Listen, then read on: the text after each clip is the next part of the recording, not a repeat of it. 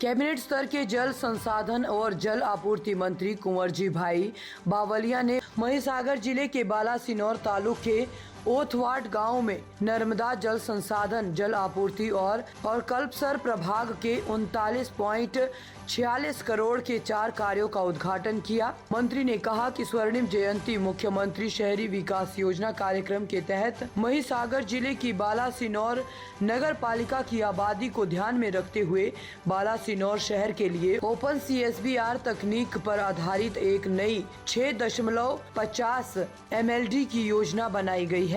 क्षमता के सीवेज उपचार संयंत्र का निर्माण कर तथा भूमिगत सीवरेज योजना से निकलने वाले अपशिष्ट का उपचार कर STP स्वच्छ जल का लाभ उठाने के लिए उपचारित सीवेज जल का वनाकबोरी थर्मल पावर प्लांट में पुनः उपयोग किया जाएगा। वर्धारी स्वरूप सागर झील आधारित सिंचाई योजना के तहत महिसागर जिले के लूनावाड़ा तालुक के कसलाल, भलाडा और देसिया गांव की झीलों को भरने के लिए वर्धारी स्वरूप सागर झील और लूनावाड़ा की कुल 3 झीलों से 3 क्यूसेक पानी पंप किया जाएगा। महिसागर जिले के तालुका भर जाएगा, जिसकी अनुमानित लागत 2.98 करोड़ रुपए होगी।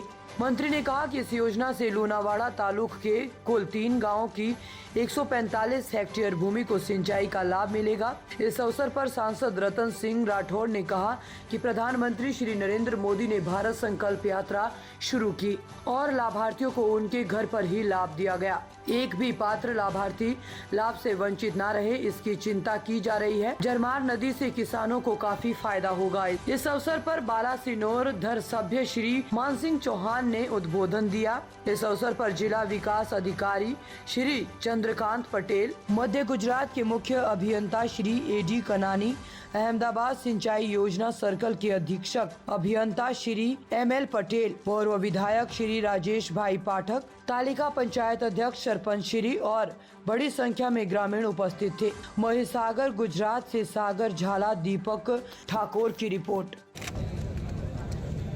महिसागर जिल्लाना बालासिनोर तालुकामां ओथवाड गामे पाणी पुरवठा जल संपत्ति विभागना लगभग 39.46 करोड़ना कामों आ विस्तारना सन्माननीय सांसद आदरणीय रतनसिंह भाई, धारासभ्य मानसी भाई, अमरा पूर्व धारासभ्य राजेश भाई अने सौ पदाधिकारी की उपस्थिति में लोकार्पण और भूमिपूजन काम करवामां आव्युं। आगामी दिवस में आ विस्तारना खेडूतोने जे सिंचाईनी वर्षोनी मांगणी हती ए मांगणी पूरी थशे। झरमर नदीनी अंदर आ पाणी वेवड़ावीने चेकडेमो आवेला चेकडेमो भराशे, पाणी रिचार्ज थशे, कूवा रिचार्ज थशे अने जे वेल बनाववामां आव्या त्यांथी खेडूतो पाणी उपाडीने पाणीने पियत अने सिंचाईनो उपयोग करी शकशे।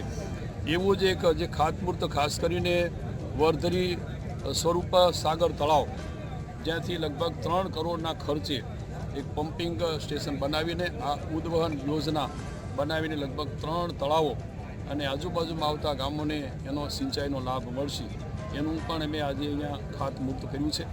अने ए रीते आगामी दिवसमां सिंचाईने लगती जे योजनाओ छे, तळाव भरवानी जे योजना छे, कपड़वंजने एवा 3 तालुकाओ के जे लगभग 700 करोड़ना खर्चे तैयार थवानी छे एनी पण वहीवटी मंजूरी अपाणी छे। टूंक समयमां एनी टेन्डरनी प्रक्रिया पूर्ण थता सिंचाईनी योजनाओनो लाभ आ विस्तारना तळाव भरवामां पण एनो उपयोग थई शकशे।